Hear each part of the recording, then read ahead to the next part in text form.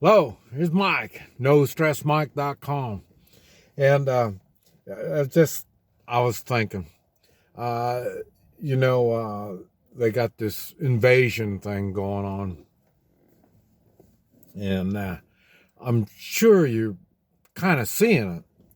The one thing that's kind of neat is, nowadays everybody's got cell phones and they're making videos and they're sending them out. So you're seeing a lot of stuff. Now, one thing, remember, what you see is not necessarily what you see. And they can put the talk in there to try to tell you you're seeing this. So you got to try to guide your way through this mess. It's hard to listen because, like I say, it's going to be propaganda. Everybody's going to be using propaganda. I mean, war, everything is propaganda. Um, Now, like I say, I was in the Marines, and the Marines are a little different. Uh, they, I don't know how many times they've told us, okay, get ready. We're probably going to, 20% of you are going to die, or 50% of you are going to die, stuff like that. And so we know, they're honest. They tell you what's happening. Like I say, there was 100 of us out there in the jungle, and they'll tell us, well, we estimate there's going to be a few thousand, and you need to prepare. And so the Marines are a little different. Marines, they tell you what it is, and sometimes they'll tell you worse than what it's going to really happen. And the thing is, the mindset is, if you prepare for the worst that could happen, and it turns out only half as bad or something like that, it's a lot easier to handle. If they tell you, there's three bad guys, prepare to fight three bad guys, and you're by yourself. Well, then you're thinking, oh man. But if they tell you, there's going to be six bad guys, and then you're thinking, oh wow, man, it's going to be a tough one, and only three show up. Oh, hey, now it's a whole lot easier, But it doesn't. The thing is, you have to control your mind, and this is what you need to watch. Watch these videos and see what it is that's going on, and see, okay, I think it's funny, you see the highways, they're bumper to bumper, and okay, they knew this was going to happen. No surprise. Let's see. I don't like to talk about when this stuff is going to happen, because I don't know. It depends on the weather. Where their troops are all lined up, and and all this kind of stuff. And I don't have that kind of information, so it doesn't tell me. But as of I thought it was going to be Sunday. I thought Sunday when they were going to invade. But then again, like I say, I don't know the conditions that they were under. So, what do I know? But when I see all these people on the highway, I'm thinking, yeah, that sounds like a place I want to be. I want to be in traffic with all these other people. What kind of sense is that? I don't know how much food, I don't know how much water, I don't know how much gas they have. I don't know how long can you sit on the highway, with all these other people, So watch this stuff. Whenever you see things, then you tell yourself, okay, if this was to happen to me, how would I handle it? Or how, if I think this may be coming, what could I do beforehand? I mean, they show houses that are, one wall blown out, and they're, there was somebody's house. They were living there. Okay, so now what are they going to do? I mean, I know what they're going to do. You're a refugee. So then you're going to be going around, oh, help, I need a place to stay. I need food. I need water. I need protection. I mean, I know this already. So why would I want to be in that situation? And this is why I'm telling you, look at all these videos that you're seeing and see, how can I avoid that from happening? And if you can't avoid it, how would I handle something like that?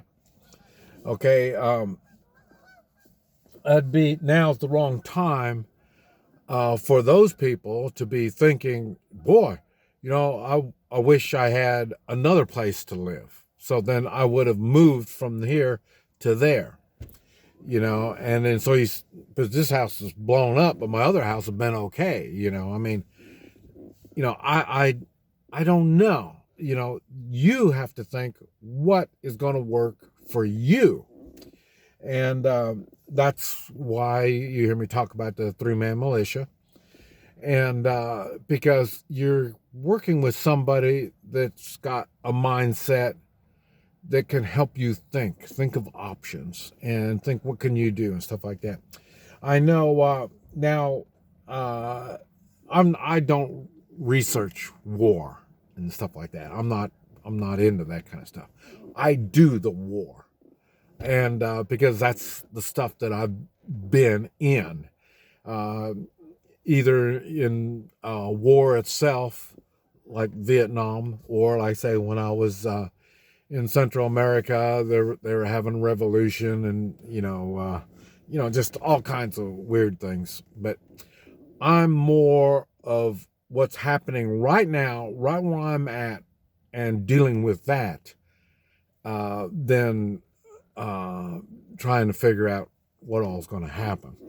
But I would guess, of one thing, I feel sorry for city people, because you're all in this area. You depend on water. You depend on going to the grocery store. You depend on all this stuff.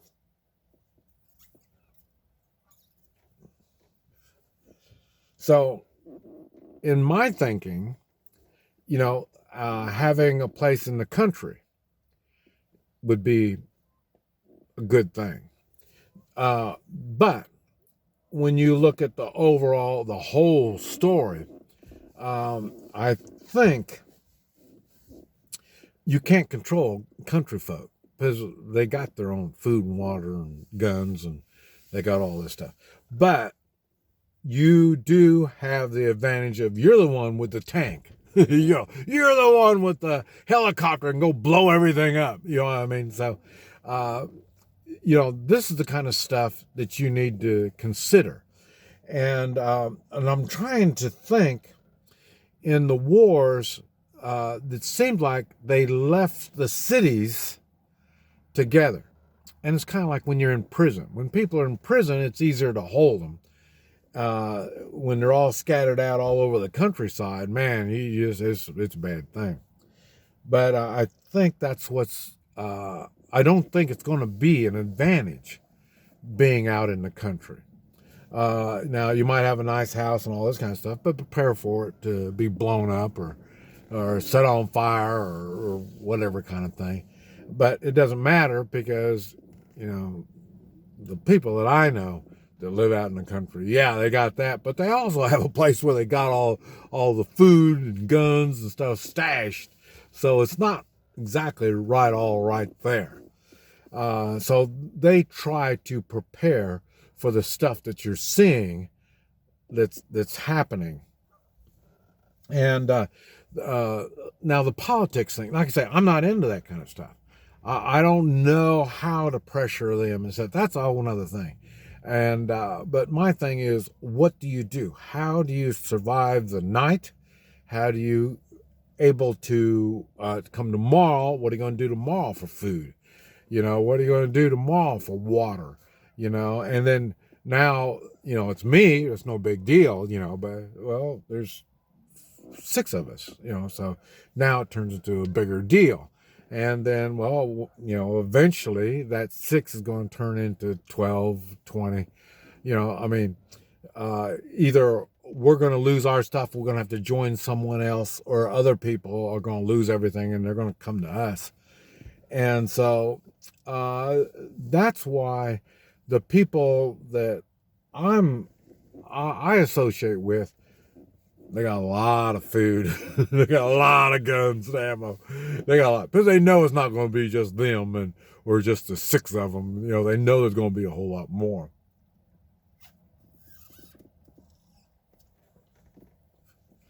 When you're in the city, you got to remember, when the government or the military takes over the city, they're stopping all the food from coming in.